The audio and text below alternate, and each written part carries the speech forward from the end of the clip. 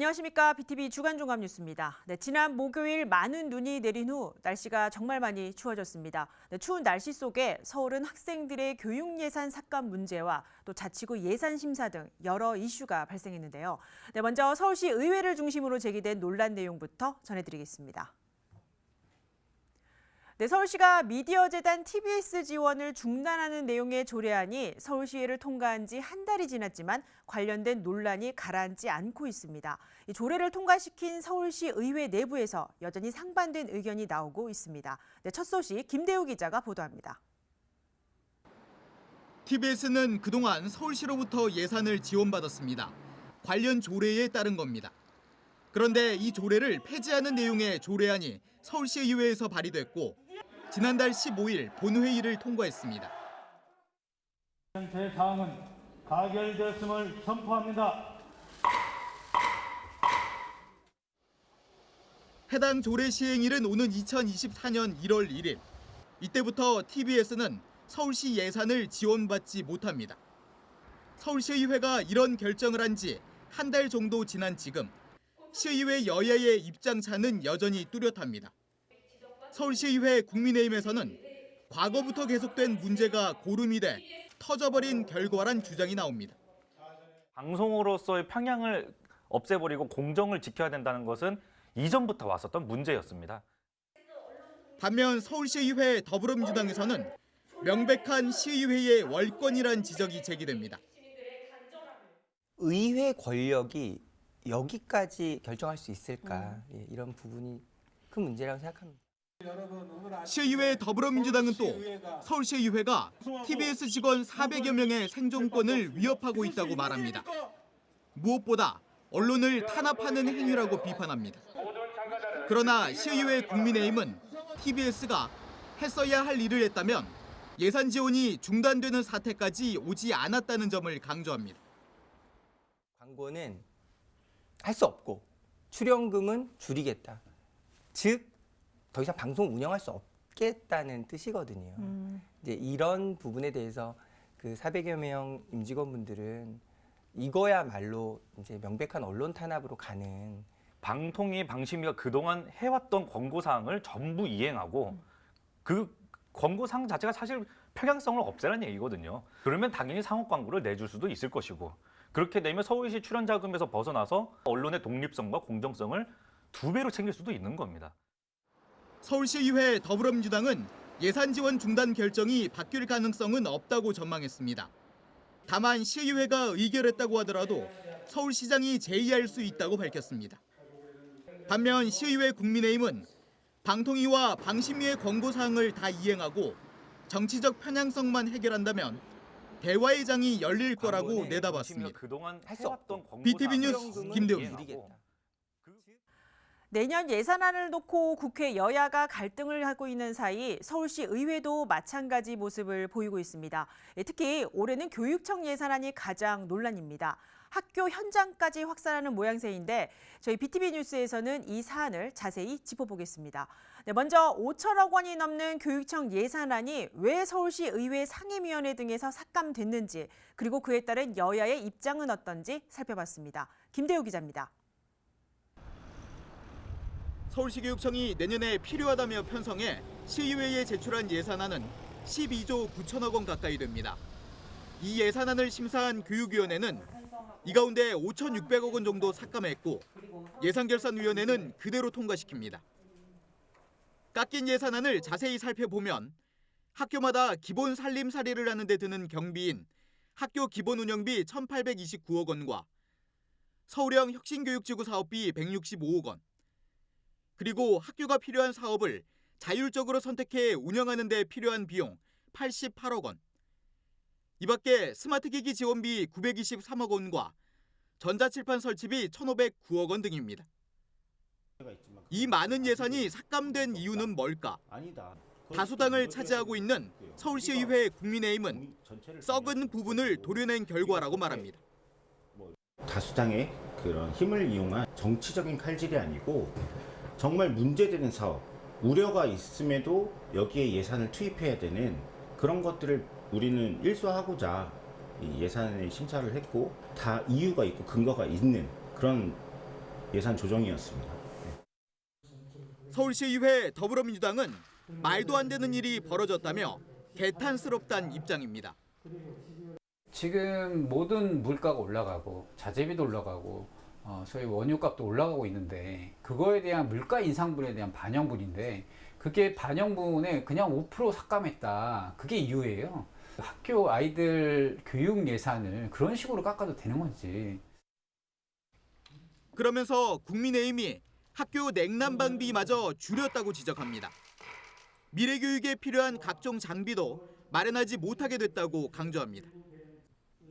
반면 서울시의회 국민의힘은 냉난방비를 줄이지 않았고 학교 시설을 고치는 비용 등 꼭 필요한 예산을 오히려 늘렸다고 주장합니다. 스마트 기기와 전자칠판 등은 그 효과를 꼼꼼히 따져본 뒤 확대 여부를 정해야 한다는 입장입니다. 아이들의 교육 환경이 일단 저하될 게 명백하고요.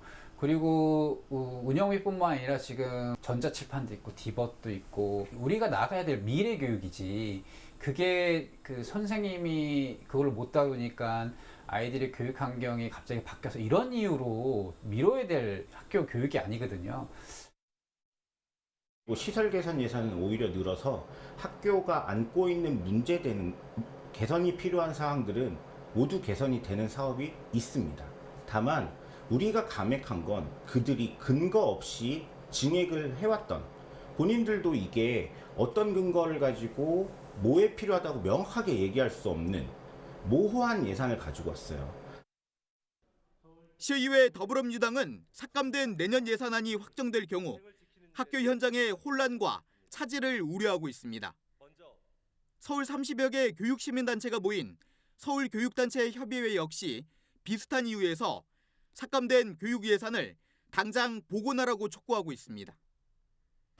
그러나 시의회 국민의힘은 우려와 같은 차질은 전혀 없을 거라며 내년 서울 교육은 아무런 문제 없이 정상적으로 진행될 거라고 강조하고 있습니다. BTV 뉴스 김대우입니다. 앞서 보신 대로 내년도 교육청 예산이 삭감되면 일선 학교에선 어떤 변화가 일어날까요? 학교 현장에선 모든 학교의 운영비가 축소되고 또 현장 학습 횟수도 대폭 줄어들 것이라고 호소하고 있습니다. 시의회나 교육청이나 교육의 중요성은 앞세우고 있지만 교육의 수혜자인 학생들에게 피해는 없을지 우려가 되고 있습니다. 현장 취재했습니다. 학부모들이 시의회 의원회관 앞에 모였습니다. 혁신교육지구 학부모와 일반 학부모들이 5,600억 원이 넘는 교육청 예산 삭감 철회에 공동 대응하고 나선 겁니다. 학교도 비상입니다. 당장 학교 운영비 1,829억 원이 삭감돼 학교마다 기본 살림살이 비용이 대폭 줄어듭니다. 실제 올해 서울 전체 학교 기본 운영비는 6,588억 원. 각 학교당 약 5억 2천만 원이 지원됐는데 내년에는 약 4억 5천만 원이 지원됩니다. 학교당 7천만 원이 줄어드는 꼴입니다. 혁신교육지구 사업 165억 원 삭감도 문제입니다. 교육청과 서울시, 자치구 간의 협약으로 진행하는 혁신교육 사업은 마을 결합형 교육이 대다수인데 내년도 교육청 예산이 전액 삭감돼 학생들의 체험학습 기회가 대폭 줄어들게 됩니다. 이번 예산 삭감으로 가장 피해가 큰 건 초등학생들입니다. 서울의 한 초등학교 교장에 따르면 매년 전기료와 난방비 등 공공요금 인상분에 맞게 학교 예산이 증액되는데 내년엔 줄어들 수밖에 없다고 설명합니다. 전체 운영 예산 가운데 공공요금을 제외한 나머지 예산이 학생들의 교육 예산인데 공공요금 인상분을 빼면 다양한 현장활동 수업이 대폭 줄어들 수밖에 없다는 겁니다. 이 같은 우려에 학부모들은 교육 사업을 정치적 논리로 예산을 심사한 시의회에 질타를 쏟아냅니다. 도저히 이해할 수가 없습니다. 어린이와 청소년들의 올바른 성장을 위해 써야 할 시민들의 피 같은 세금을 도대체 어디에 쓰려고 하는 겁니까? 이 돈이 우리 아이들을 위한 돈이지 않습니까? 그리고 미래를 그 아이들을 위한다는 돈이 우리 미래가 달린 돈인데 그거를 꼼꼼하게 따져보지 않고 그렇게 졸속으로 한다는 것은 정말 안 되는 거라고 생각합니다. 삭감된 예산에 대해 서울시교육청은 학교들의 긴축 재정 운영이 필요한 상황임을 인지하고 내년 추경 예산 재편성을 고민 중입니다. 지금이라도 의회와 협력하고 또 소통을 해서 학교가 필요한 예산들을 복원을 해서 내년 초에 이런 과도기적인 예산 부족 상태가 나지 않도록 이렇게 조속히 보완이 이루어졌으면 좋겠습니다. 10년간 이어진 좌파 교육감 정책 비판을 이유로 5천억이 넘는 교육 예산을 삭감한 서울시 의회. 표면적으론 아이들을 위한 교육이라고 하는데 이게 모두 저희가 아이들을 위해서 잘 해나가기 위한 길이라고 저희 생각하고 끝까지 우리 아이들 바라보면서 노력하겠습니다.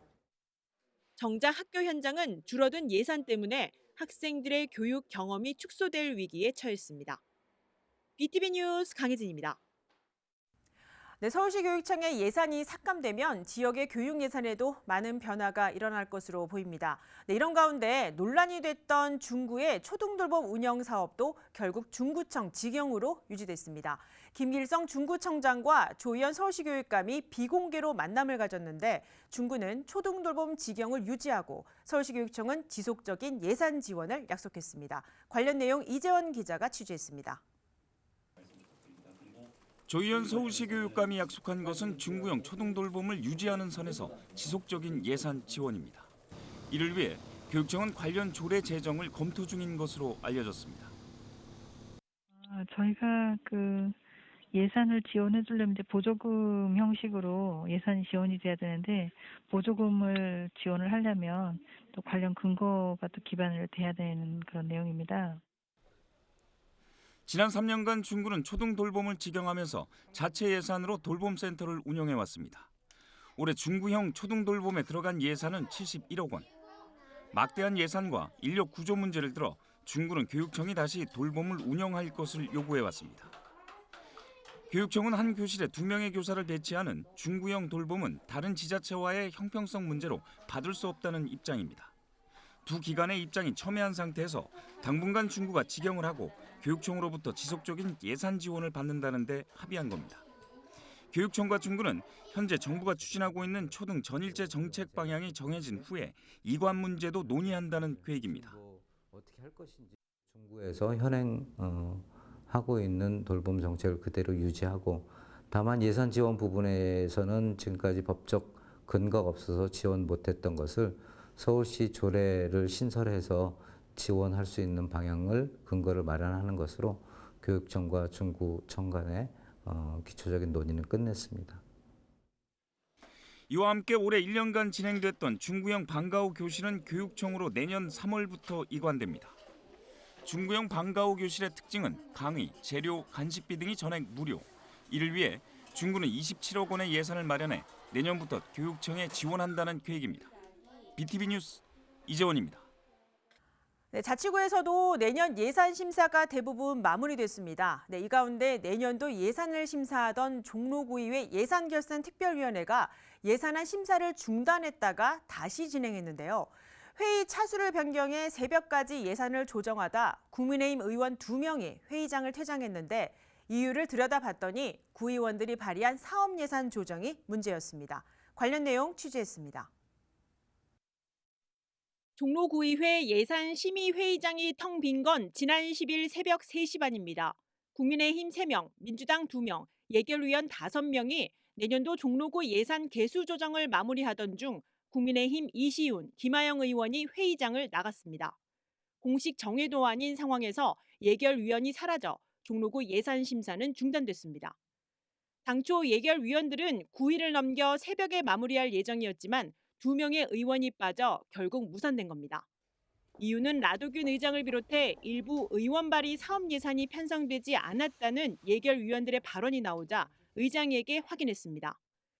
이에 대해 의장은 예결위원들에게 회의 중단을 요구한 적은 없었다며 의회가 예산을 심의하는 데 신중을 기해야 하는 만큼 새벽 마무리보다 하루 남은 12일에 조율을 할 것을 예결위원회에 제안했습니다. 그러면서 2명의 의원이 빠진 건 해당 의원도 예산 조율에 시간이 더 필요했던 것이라고 설명했습니다. 국민의힘 이시훈 의원은 9일 의원 발의 예산을 심사하던 중 사업의 필요성에 대해 구청과 협의가 되지 않았다며 시간 조정이 필요했다는 입장입니다. 새벽까지 이어진 예산 조정에서 화두가 된 건 다목적 운동장 인조잔디 예산과 예산 편성서에도 없던 새마을회 차량 지원 등입니다. 결국 12일 재개된 예결위원회에선 인조잔디 예산 19억과 새마을 차량 지원 등 의원 발의 예산은 전액 삭감됐습니다. 공무원 해외 연수 예산과 소셜 마케팅 홍보비, 패션 의류 용역비 등도 삭감됐습니다.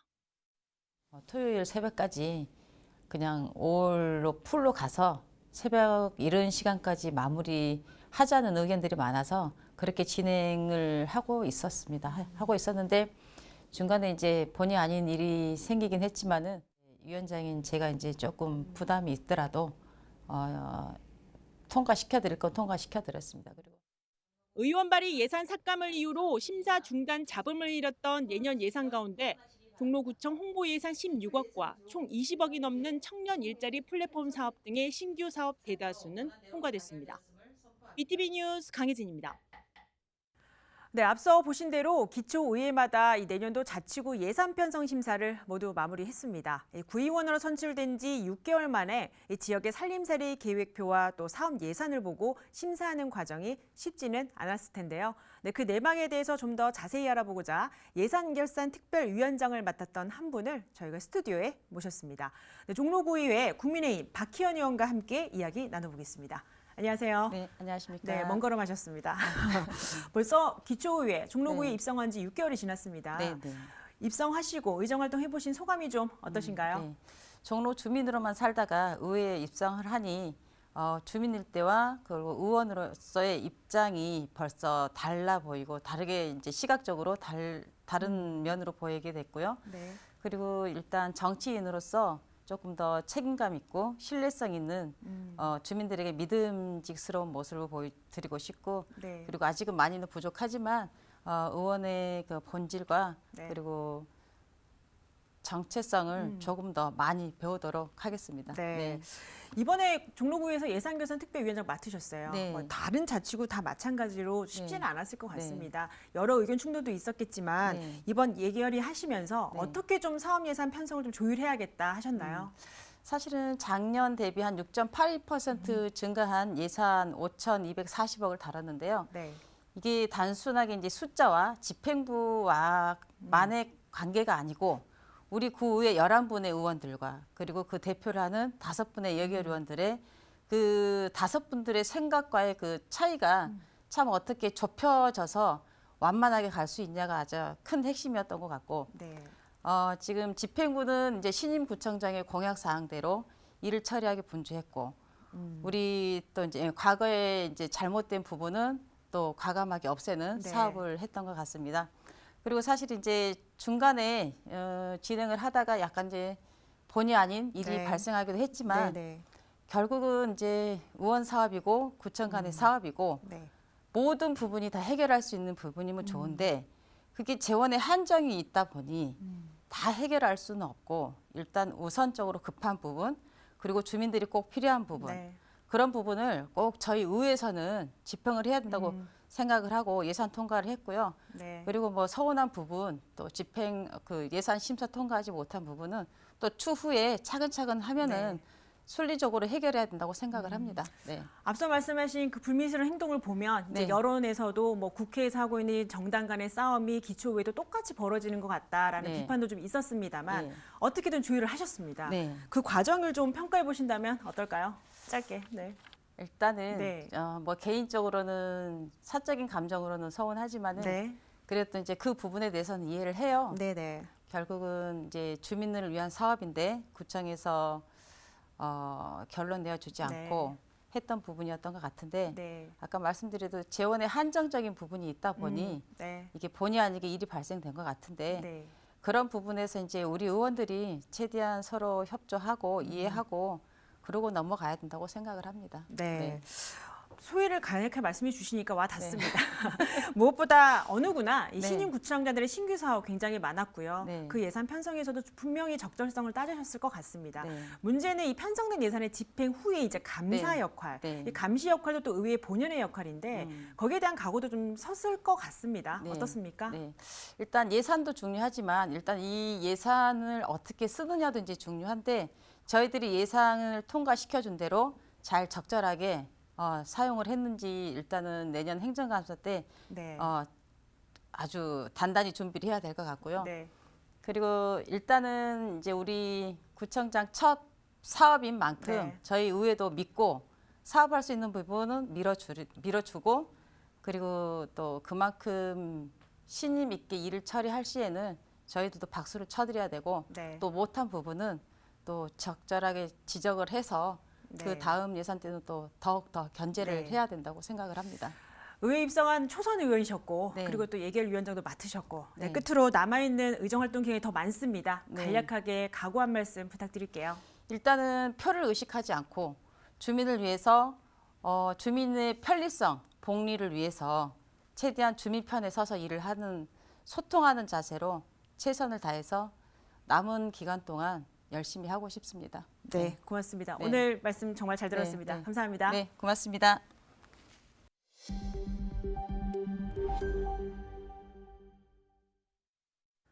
네, 이어서 자치구 소식입니다. 동대문구 신설 1구역 공공재개발 사업이 본격적인 정비계획 절차에 들어갔습니다. 네, 이달 초 서울시에서 당초 정비계획보다 세대수가 확대된 최고 높이 25층 300세대 공급 규모로 정비계획을 승인하면서 지역 내 주거단지 조성에 기대가 모이고 있습니다. 김진중 기자가 보도합니다. 1, 2호선 신설동역과 200m 거리에 인접한 동대문구 신설동 일대입니다. 따닥따닥 노후 건축물이 밀집해 있고 좁은 골목 곳곳엔 불법 주차가 만연합니다.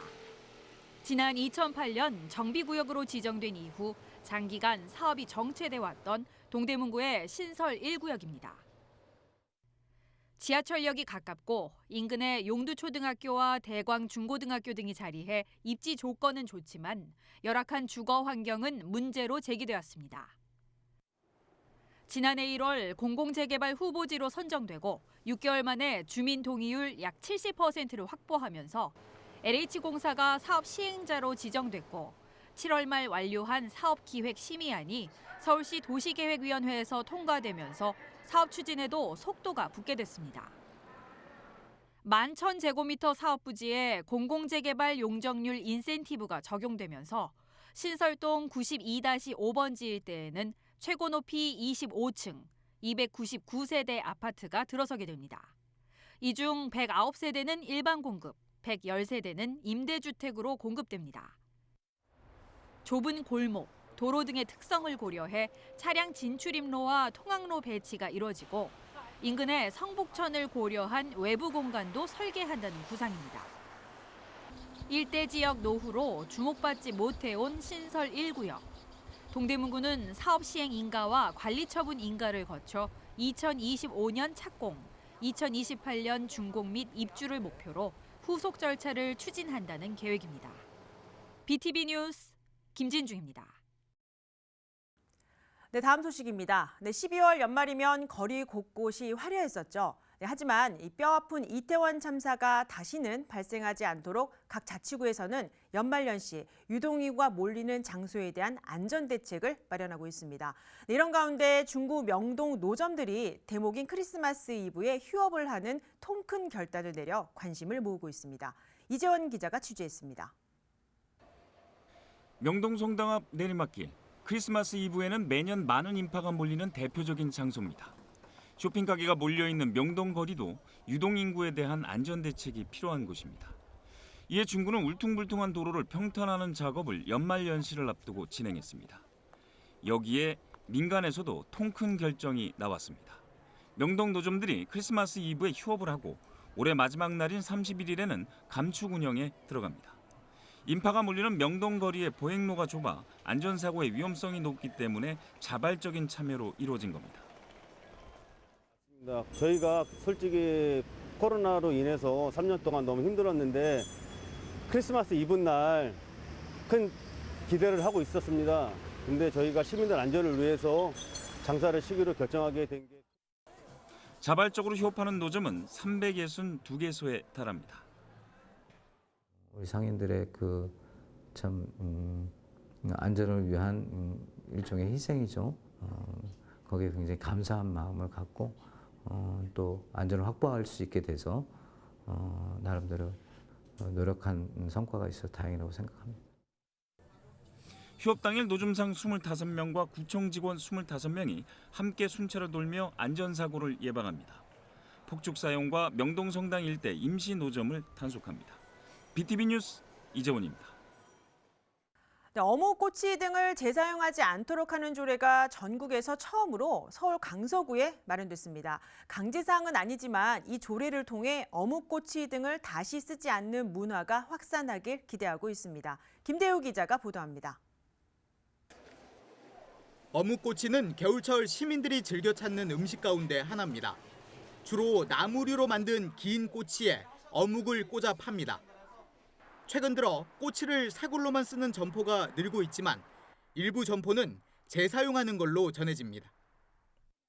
지나가거나 보거나 할 때는 아쉽죠, 그런 게. 아유, 저게 좀 의심스럽기도 하고. 이런 어묵꼬치 등을 다시 쓰지 않도록 하기 위한 조례가 전국에서는 처음으로 서울 강서구의회에서 마련됐습니다. 최근 본회의도 통과했습니다. 계속해서 씻기는 한다고 하지만 제 입에 들어갔던 걸 남이 먹는 것에 대해서 좀 비위생적이라는 생각을 항상 하고 있었는데요. 저희 민원인이 어묵꼬치를 먹고 응급실에 실려가셨다는 그런 민원을 받고, 이에 따라 앞으로 서울 강서구에서는 구청 측이 목재료 꼬치를 재사용하지 않고 폐기 처분하거나 재질을 바꾸는 걸 계도해야 합니다. 또 재사용하지 않는 점포에 대해서는 인증 안내문을 부착하는 등 혜택을 제공합니다. 어묵꼬치 재사용하지 않는 집이라는 인증 마크를 선도적으로 바꿔주는 집에 한해서 이렇게 부착을 해주면 상인분들도 인센티브를 받고 그거를 찾아서 즐겨 먹는 분들께서도 이 집은 조금 어묵값이 비싸더라도 충분히 사 먹을 가치가 있다. 주민들은 환영하는 분위기입니다. 강서구의회 게시판에는 어묵꼬치 등을 다시 쓰지 않도록 하는데 찬성한다는 글이 이어지고 있습니다. 한 번 먹고 버려야지. 재사용하면 안 되지. 난 먹던 입에 들어갔던 게 나오니까 안 되는 거죠, 그게. 그러나 해당 조례는 강제력을 띠지 않습니다. 다시 말해 어묵꼬치 등을 재사용해도 법적 조치를 받지 않는다는 겁니다. 김지수 강서구 의원은 같은 조례가 다른 지자체로 확산한다면 어묵꼬치 등을 재사용하지 않는 문화가 전국적으로 형성될 걸로 기대하고 있습니다. BTV 뉴스 김대우입니다. 네, 서울 전체에 1인 가구가 늘었고 자치구마다 1인 가구 지원 대책을 마련하고 있습니다. 네, 중구에서는 황학동에 1인 가구 소통 공간인 놀다가를 조성했는데요. 1인 가구 특성상에 맞는 사적 공간과 또 공동 주방 같은 소통 공간도 함께 만들어져 관심을 모으고 있습니다. 이재원 기자가 취재했습니다. 사방이 막힌 공간, 스크린을 통해 영화가 흘러나옵니다. 아늑한 분위기는 영화 감상에 푹 빠지도록 만듭니다. 누구나 사용할 수 있는 모두의 주방은 요리를 하며 1인 가구끼리 소통할 수 있는 공간입니다. 중구 거주 가구의 41.4%가 1인 가구, 2만 2천여 가구에 달합니다. 1인 가구의 비중은 갈수록 늘어나고 있는 추세입니다. 이에 중구는 1인 가구에 대한 지원을 다양화하고 있습니다. 그 일환으로 황학동 생활문화지원센터에 1인 가구 소통 공간인 놀다가를 조성했습니다. 원룸이라든지 이런 좁은 환경에서 생활을 하시다 보니까 약간 고립감도 느끼시고 또 외로움도 느끼시고 그럴 수 있기 때문에 조금 더 넓은 공간에서 편하게 오셔가지고 드나들 수 있고 그러면서 이웃분들하고 소통할 수 있는 지하 1층, 지상 2층 연면적 200제곱미터 규모로 예산 1억 8천만 원이 투입됐습니다. 그는 이외에도 재무관리 등의 정보를 제공하는 싱글학개론, 요리 프로그램인 소셜 다이닝 밥투정과 같은 1인 가구 프로그램을 진행해왔습니다. BTV 뉴스 이재원입니다.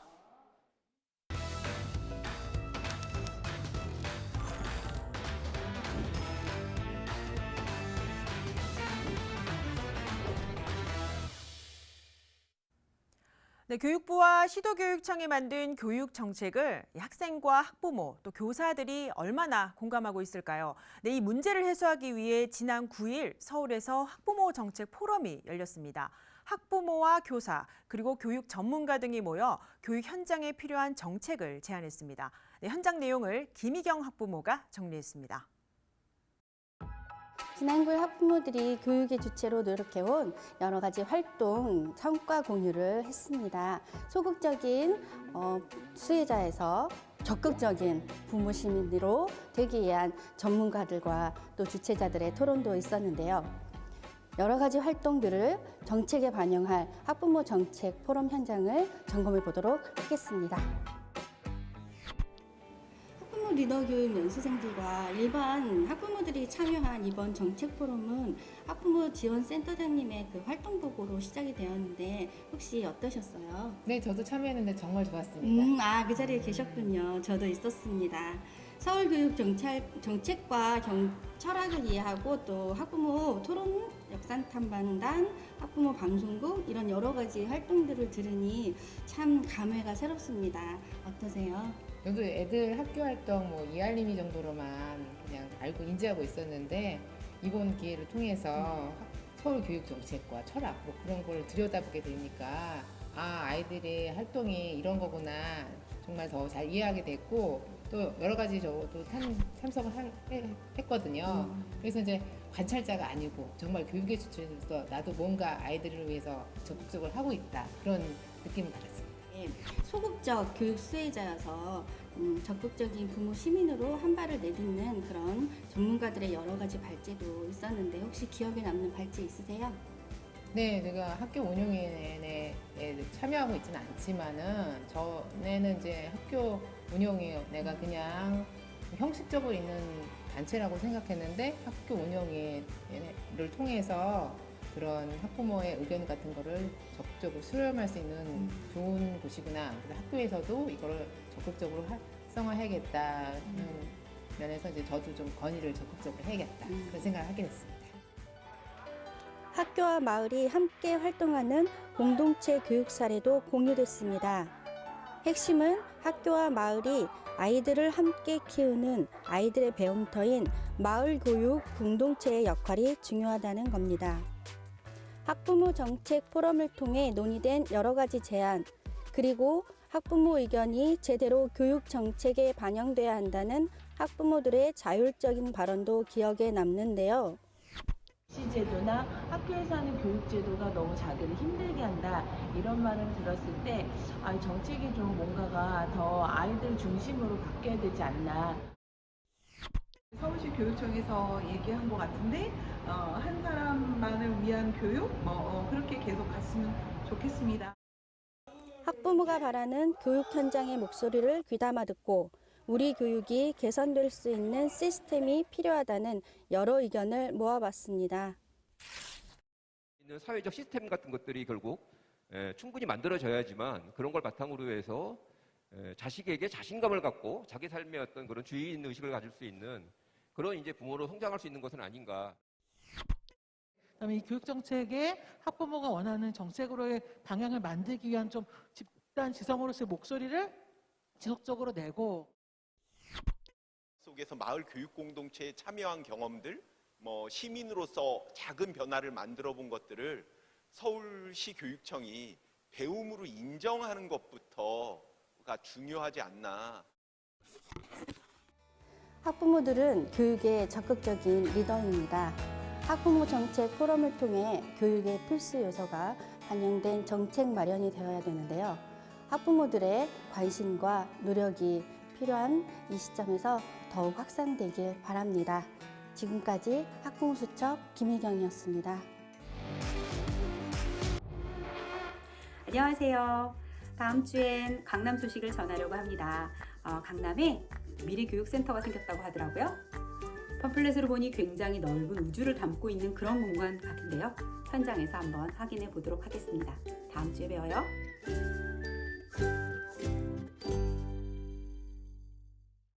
네, 서울 고척돔 지하 1층의 공공복합 문화공간인 서울 아트책 보고가 문을 열었습니다. 15,000여 권의 아트북을 무료로 즐겨볼 수 있는 것은 물론 가족과 함께 쉬고 또 즐길 수 있는 공간도 마련돼 있어 기대를 모으고 있습니다. 네, 김진중 기자가 현장에 다녀왔습니다. 올록볼록 입체적으로 구성된 팝업북은 물론 해외 유명 작가의 예술책 희귀본과 미술 작품집 등 다양한 국적과 유형의 아트북 15,000여 권이 한자리에 모였습니다. 고척 스카이돔의 장기간 유휴 공간으로 있던 지하 1층을 활용해 마련한 서울 아트책 보고입니다. 한 달간의 시범 운영 기간 동안 이곳을 찾은 시민은 일평균 1000여 명. 오세훈 시장은 개관식에 참석해 시민들의 문화적 갈증을 해소하는 서남권 대표 문화 공간이 될 것으로 기대한다는 뜻을 전했습니다. 좋은 시설물이 이곳 서남권에 만들어졌다는 자부심을 느낍니다.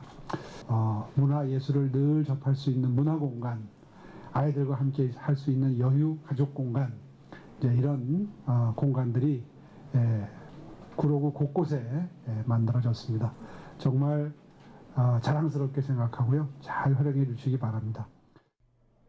서울 아트책 보고에는 아트북 전시 체험 공간은 물론 관련 상품과 서적을 구매할 수 있는 전문 서점이 입점했고 자녀를 동반한 엄마 아빠가 쉬고 즐길 수 있는 서울 엄마 아빠 VIP존 1호 공간도 마련됐습니다. 무료로 아트북을 보고 즐길 수 있는 서울 아트책 보고는 월요일 휴관일을 제외하고 주중 11시부터 저녁 8시까지 이용할 수 있습니다. BTV 뉴스 김진중입니다. SK 브로드밴드의 골목 상권과 또 지역경제 활성화 프로젝트인 BTV 이원일의 밀키트 대전이 올해 마지막인 31일에 방영될 예정입니다. 이 골목 상권 활성화 프로젝트로 기획한 만큼 지역 상인은 물론 많은 시민들이 참여했다고 합니다. 촬영 현장에 이재원 기자가 다녀왔습니다. 이원일 셰프를 비롯한 방송인들이 함께 프로그램의 문을 활기차게 엽니다. 그러니까 시장은 서울이 제일 크니까 인천의 맛집들을 서울에서 다 그냥 팔아보자. 막바로 이어진 시민 홍보. 남대문 시장 상인은 물론 장을 보러 온 시민들의 동참을 호소합니다. 저희가 인천에 시장에 정말 맛집 세 군데를 선정을 해서 저쪽 앞에 길에다가 푸드트럭을 설치해놨거든요. 오늘 준비된 밀키트는 인천 전통시장에서 최종 선발된 간석시장의 순댓국과 신포시장의 닭강정, 그리고 용현시장의 숙단자. 시식을 하기 위해 시민들의 줄이 길게 늘어섭니다. 자신의 차례가 오자 테이블에 옹기종기 앉아 맛있는 행복을 맞이합니다.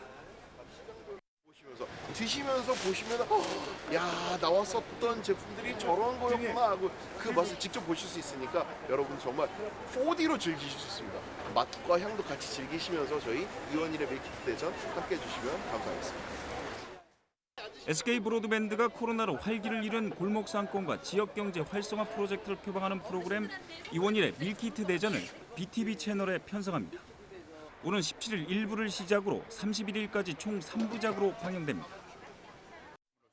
우리 전통시장 상인들이 그 상권 확보에 좀 도움을 주고 있습니다. 직접적으로 우리 소비자와 연결해서 그 직접 시장에 찾아지 않더라도 그 음식들을 소비할 수 있도록 도움을 주고요. 아울러 이를 통해서 우리 지역 관광 활성화에도 도움을 주는 그런 취지로 기획된 프로그램입니다. 이원일의 밀키트 대전은 방영 이후 다음 달 9일 11번가의 라이브 커머스를 통해 팔로도 함께 개척합니다. BTV 뉴스 이재원입니다.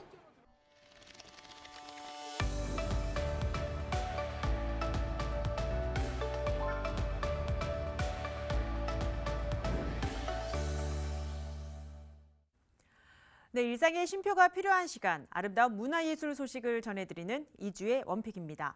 한국의 미를 담은 아름다운 백자의 매력, 또 조선시대부터 현대의 백자에 이르기까지 한국 백자의 다양한 얼굴을 집중 조명하는 전시가 열리고 있습니다. 서울 공예박물관이 선보이는 첫 번째 공예 연구 기획 전시, 백자 어떻게 흙에다가 체온을 넣었을까 전을 만나보시죠.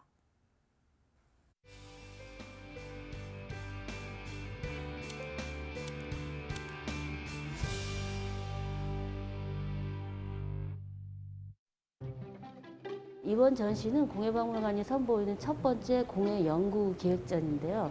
첫 번째 주제가 백자 공예입니다.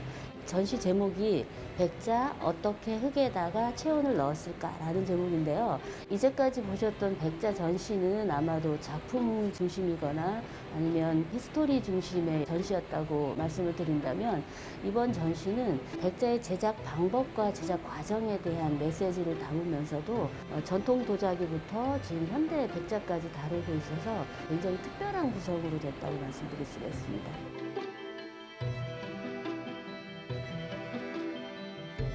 지금 보시는 두 개의 상자가 저희는 이름을 백자공예 상자라고 이름을 붙였어요. 이거는 백자공예의 재료와 기술에 대한 내용을 이동형의 아카이브 상자로 구성을 한 거거든요. 첫 번째 상자는 재료 상자인데 조선시대 문헌에 나오는 원료를 각 지역에서 채취해서 조선 백자를 구성하고 있는 대표적인 안료의 원료와 흙의 원료와 유약의 원료를 이 상자에 들어가 있고요. 두 번째 상자는 우리나라를 대표하는 기법을 우리 연구자들하고 같이 선별을 해서 오늘날의 기술과 그 전통 작가들과 함께 재현 작업을 해봤습니다. 그리고 재현하는 모든 과정은 저희가 영상 기록화 작업을 해서 전시실에서 QR코드나 그 터치 모니터를 통해서 확인을 하실 수가 있습니다. 김한기 선생님의 백자와 꽃이라는 작품이에요. 이 선생님의 그림의 내용을 공간에 구현을 한 거거든요. 이 공간도 한국인에게 백자가 어떻게 정서적으로 남아있는지를 공감하실 수 있는 공간이라고 생각하고, 이 조선시대에는 백자가 공예품의 역할을 다하다가 지금 현재는 예술의 기능도 하고 있거든요. 흙만 사용하지 않고 흙과 다른 재료를 결합하는 경향들도 있는데, 그중에 대표적인 작가로서 김사원이라는 작가입니다. 이 작가는 흙이라는 물레 작업과 바느질이라는 섬유 작업을 같이 섞어서 기존의 방식으로 똑같이 성형을 한 다음에 거기다가 바느질 작업을 결합을 해서 실문 문양을 넣고 그리고 본인의 이야기를 담아가는 작업을 하고 있습니다. 지금 보시면 세 작품 중에 한 작품은 진짜로 실로 바느질한 작업이고, 나머지 두 작업은 도자기로 실을 만들어서 바느질을 한 작업인데, 이제 설명하지 않고 육안으로만 보면 굉장히 식별하기가 어려울 만큼 정교하고 섬세한 작업이라고 할 수 있습니다. 그래서 이런 다른 재질과 도자기의 재질을 융합하는 활동들이 굉장히 다양하게 이루어지고 있어요. 단순하게 흙으로만 만들어지는 것이 아니라 이제 각종의 영역들이 서로 넘나들면서 확장성을 가지고 있는 것들을 확인할 수가 있습니다.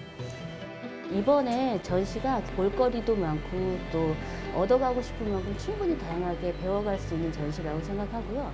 무엇보다도 이렇게 고리타분한 지식적인 정보를 전하는 것보다 이 백자가 이렇게 다양하고 재밌구나라는 것을 느꼈으면 좋겠고, 또 마지막에는 현대 작가들의 다양한 시각으로 백자가 변화하고 있는지를 느끼셔서 일상 가까이에 백자가 친근하게 사용할 수 있는 생활의 공예로 자극을 주는 역할을 했으면 좋겠습니다.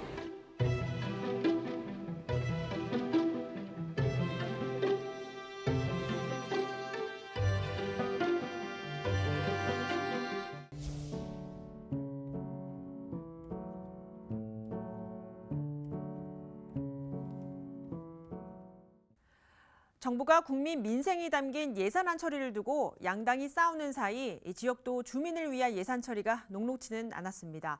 복지와 행정 그리고 교육 등 어떻게 운영하든 주민이 참여하고 관심 가질 때 지역도 발전하지 않을까 싶습니다. 네, 기온이 뚝 떨어지고 또 영하권 날씨가 많이 춥습니다. 한 해 마무리가 중요한 만큼 내년 계획도 알차게 세우시기 바랍니다. 네, 저희는 지역 주민, 더 나아가 서울 시민의 가치를 담은 소식으로 다음 주 찾아뵙겠습니다. 네, 건강한 주말 보내시기 바랍니다. 시청해주신 여러분 고맙습니다.